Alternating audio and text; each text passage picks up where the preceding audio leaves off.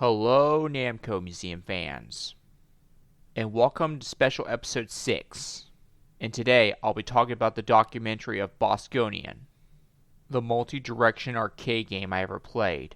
I first played it on the plug-in system when I was 6 or 7 years old, and I played the original game on Namco Museum Battle Collection on the PSP when I was 9. Bosconian is one of the first arcade games to have continues, according to Wikipedia. I really enjoyed that game ever since I played the plug-in version when I was 6. Now, let's get started. Bosconian was a shooting game released in 1981, developed by Namco in Japan and distributed by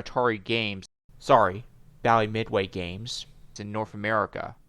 It takes place in space, and the heroes, the Federal Council, is at war with the Bosconians, which is the alien race they fought against. You play as a starfighter, and your mission is to destroy all the Bosconian space stations. You can shoot in both ways, front and back. The Bosconian space stations appear to be hexagon shaped, and they're green. To destroy them, you have to destroy 6 cannons, or aim for the core. The Bosconian space stations can shoot, but the enemies can't. The enemies appear to be remote control ships that try to collide to your ship. The I-types, which are the pink ships, are the beginner type of enemies. They can't turn as fast as you do, so they have to arc around and try to catch you. P-types, which shape like moons, are way trickier than the I-types. They know better than try to get behind your ship and try to take you out by the other side. E-types are missiles that are fired from the Bosconian space stations from the center.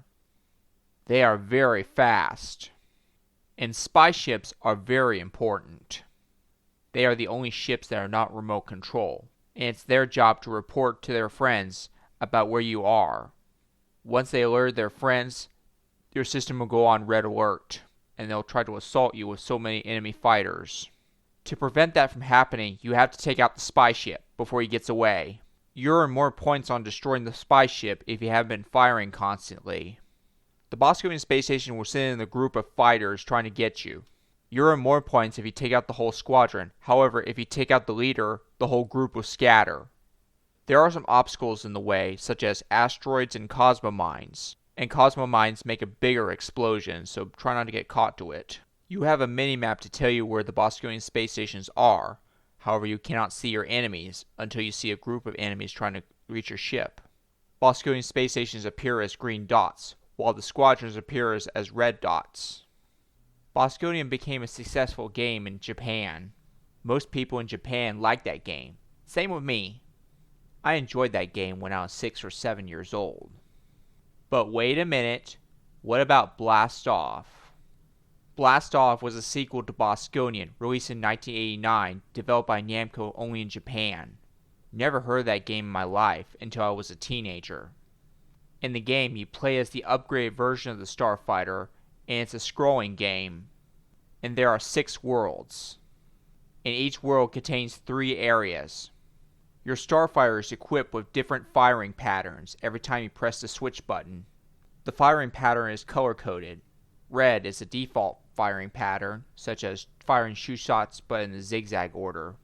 The blue firing pattern allows you to shoot front and back. The orange firing pattern, or yellow, allows you to shoot both sides and front. And the green firing pattern allows you to shoot from behind and shoot from sides but going up. How the areas work? I'll tell you. In the first area, you have to survive a horde of enemies trying to stop you from reaching the space station. By the time you reach the space station, you enter Area 2. In Area 2, you have to take out the defenses guarding the space station, and once you do, you go inside the space station. In Area 3, you're inside the space station, and your main goal is to survive the defenses that are inside. Once you reach the end zone, you might encounter a boss, which is the core of the space station. To defeat the boss, you have to destroy the cannons shooting at you first. Then, destroy the barriers, and then aim for the core.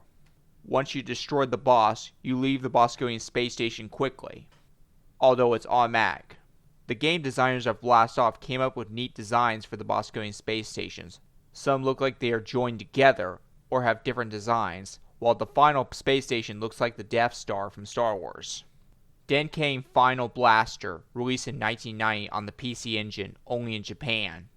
Unlike Bosconian or Blast Off, you play as the Phoenix Starfighter and your mission is to survive a horde of enemies until you reach the boss.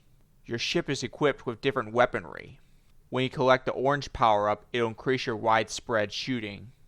When you collect the blue power-up, it gives you different weapons, such as laser weapons and that kind of stuff. However, you had to keep collecting the orange power-ups first. You can change your wingspan at the push of a button to increase your speed. And when you hold down the fire button, it'll create a phoenix, and when you let go of the button, you unleash the phoenix, burn through a horde of enemies. I was hoping Bandai Namco created a 16-bit arcade-style remake of this game to make it look like it's from the arcades, and a 3D remake of it as well for more flavor. Before I get into this video, let's talk about Star Luster. Star Luster is a combat simulation game released in 1985 only in Japan on the Famicom, which is the Japanese version of the NES. However, I was a big fan of the enhanced version, which is released on Namco Analogy 1. Let me show you the gameplay of Star Luster, the enhanced version, shall we? There, much easier. In the game you have missions, training, command, adventure, or conquest, enhanced version only. In command, you have to destroy all enemies on the map. In adventure or conquest, you need to find the Dark Planet, which is hidden from your map. To find the Dark Planet, you had to find keys that came from the planets you saved from enemy fire. Once you collect all the keys, you have to find a planet with your headquarters, which is the lightish bluish planet. Once you did, you'll find the Dark Planet on your map. This game was labeled the hardest game in the world, such as you have to switch combat modes and map modes and that kind of stuff. The enemies are color-coded, telling them how powerful they are.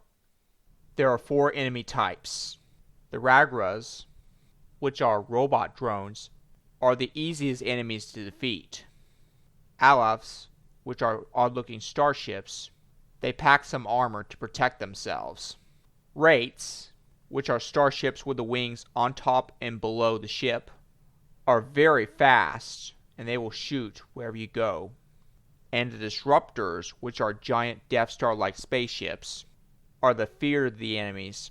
The fact that they are slow is no help, which means you have to be on the move to avoid being hit.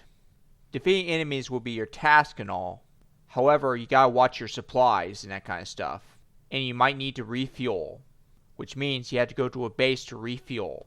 You will find bases on your map marked with a B. And once you're locked onto the space stations with your crosshair, the shuttle will pop out and it will give you some supplies. And also some new weapon upgrades such as longer fuel, which allows you to fly your ship longer, stronger shields that will protect you from heavy enemy fire, and stronger weapons that can penetrate enemy armor. You might notice that the bases looks like Bosconian space stations, right? For those of you who do not know, Star Luster takes place centuries after Bosconian. What happened was the Bosconians abandoned their space stations, leaving everything behind, and the Federal Council took the bases in as one of their own. They found the bases very useful. No wonder why the bases were on the side of good. There is a Sharp 68,000 version of Star Luster, which I really wanted to play, because it looks like an arcade-style version. And I wish Bandai Namco released it on the new Namco Museum games. The Bosconian series became very popular in Japan, unlike North America. The arcade game itself may be successful, however Pac-Man and Galaga are more popular. People chose their favorites sometimes, which I kind of agree. I was a big fan of the Bosconian series, never knew it had a sequel. I never knew about the other Namco arcade games because some of them were released only in Japan. I found out about them when I was growing up. That's how I found out about Blast Off, which is a sequel to Bosconian. That's concluded for the series, and I have a next one you might like. In 2 weeks I'll be talking about the Battle Tank games. See you in 2 weeks.